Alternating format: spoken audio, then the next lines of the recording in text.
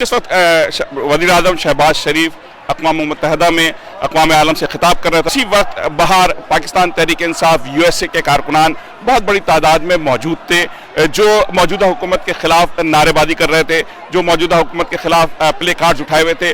और इसमें न सिर्फ न्यूयॉर्क बल्कि ह्यूस्टन, वर्जीनिया, दीगर इलाकों से बड़ी तादाद आई हुई थी, जो अपने गम और गुस्से का इजहार कर रहे थे, रजीम चेंज पे अपनी नाराज़गी जाहिर कर रहे थे और यही मुतालबा कर रहे थे कि फौरी तौर पे इलेक्शन किया जाए। और ख़ास तौर पे ओवरसीज़ पाकिस्तानी होने के हवाले से उनका ये भी कहना था कि हमें यहाँ वोट का हक दिया जाए।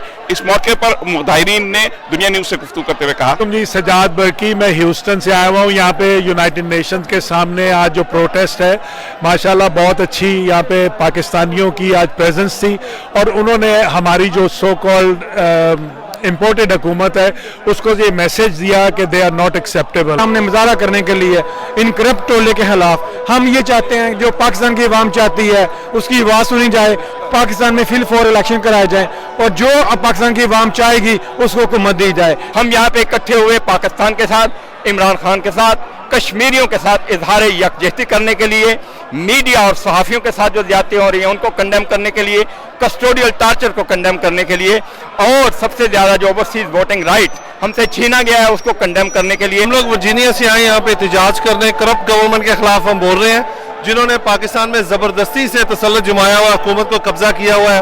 पाकिस्तान में जो कि करप्शन जोरों पे है, इन्होंने NRO लिया, अपने केसेस माफ़ करवाए हैं। हम इस चीज़ के खिलाफ एहतजाज कर रहे हैं। गलती एक मरतबा होती है, 2 मरतबा होती है और 3 मरतबा। पाकिस्तान में जो इस्तेकाम है, अब जो गलती है उनको बेहतर करने के लिए सिर्फ फ्री और फेयर इलेक्शन अवाम डिमांड करती है। अवाम की आवाज़ सुने, लोगों के पास अब वो जेबें नहीं है कि अगले बिल कैसे दे सके। लोग भूखे मार रहे हैं। हदाया मुल्क में इलेक्शन कराएं, स्टेबिलिटी हो और मुल्क ऊपर जाए। जी अस्सलाम वालेकुम, मैं अमीना शाह हूँ लॉन्ग आइलैंड से। हम बिलावल के खिलाफ, इस हुकूमत के खिलाफ, इम्पोर्टेंट हुकूमत के खिलाफ आए हैं और इन्होंने बहुत ज्यादतियाँ की, आज तक कुछ मुल्क के लिए नहीं किया। तो 40-45 साल से ये लोग हैं, एक डैम नहीं बनाया। अब मुआशी तौर पर मौजूदा हुकूमत ने, इम्पोर्टेड हुकूमत ने डिफॉल्ट में डाल दिया है। ओवरसीज पाकिस्तानियों को राइट ऑफ वोट जो है वो ख़त्म कर दिया गया है। मीडिया के ऊपर इंतहाई जुल्म ढाए जा रहे हैं। चादर और चारदीवारी का तस्वर ख़त्म कर दिया है। पाकिस्तान में हम चाहते हैं कि नए इलेक्शन हो जिसमें एक मजबूत और मुस्तहकम हुकूमत आए जो पाकिस्तान के आवाम के मसाइल को हल कर सके।